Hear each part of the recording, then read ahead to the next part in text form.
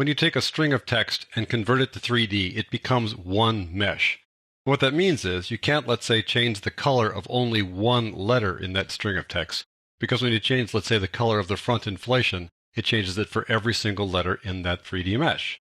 But you can split a string of text into individual characters and then work on them one at a time. You can also convert any 3D object that has separable objects, objects that are not contiguous, that are not touching, into different parts as well. So I'm going to show you how to do both in this lesson.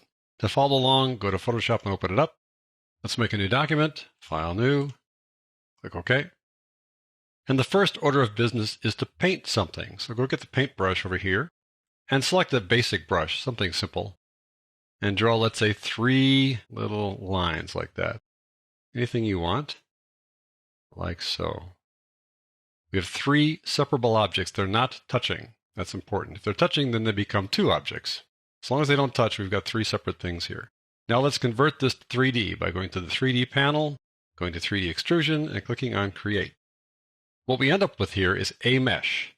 The mesh is right there. It has 5 materials, as you'd expect for an extrusion. And even though there are 3 things, it's considered to be one mesh. You can check that over here in the mesh side of things. It's just one mesh. But we can split this up because they're separated. They're not touching. They're not contiguous.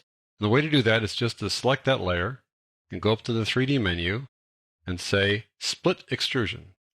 Then you get this message saying that when you split it, you lose any animations. Well, we don't have any animations here. We haven't done animations yet, so click OK.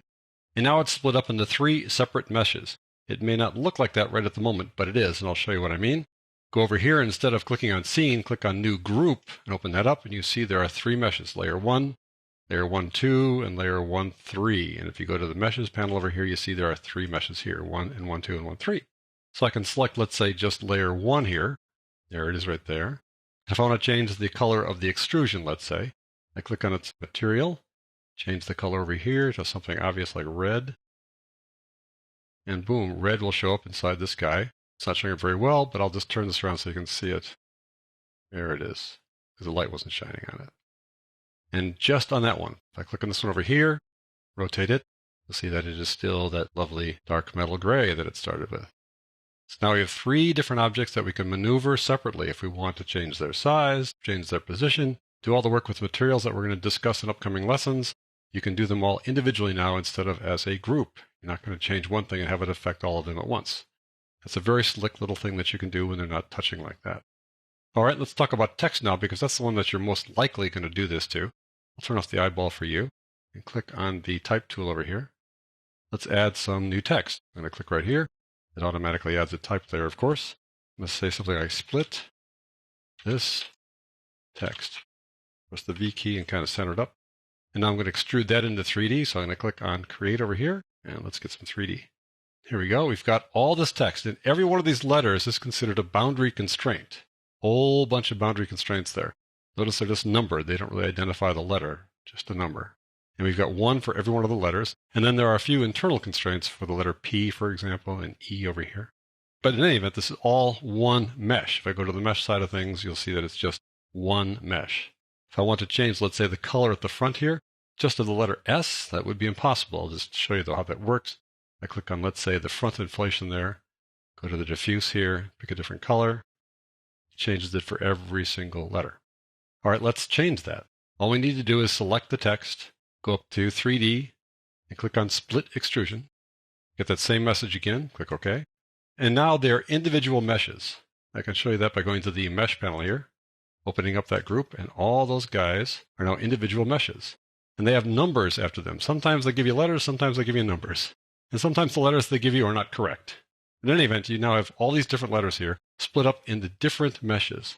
Open this up down here, and it says split this text 2, 3, 4, and just goes on down the line like that. All right, that means we can now give the letter S a separate color if we want to. Now, how do we find the letter S? I'll click on this and see if that's the one. Nope, it's a letter T. Isn't that a little strange? But anyway, let's click on this one. That'll make it active. And where is that one? It's down there. It's number 3. Who would have known? Nevertheless, that's how you find it, by clicking on it, making it active. Now I'm going to go down to the front here, the front inflation there. I'll pull this out so you can see it says inflation. There we go. Click on that one. Let's change the letter to something distinctly different, like blue here. There we go. And then it shows up like that. But this also means that we can change the size and the proportions. So click on that to make it active. I can make it taller like so, wider, or just larger in general or smaller in general by scaling it uniformly. Also move it, of course, all independently, rotate it, everything else, adjust it, position it wherever I want, change the extrusion, change all kinds of things. Let me just show you that.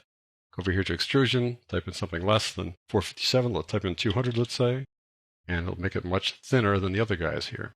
So you can do anything you want with that just as you would to any other 3D object. If you want to give that one a bevel and not give the rest a bevel, you can. Let me zoom in on it a bit by going Control or Command plus a few times, taking my hand tool and pulling it down so you can see it.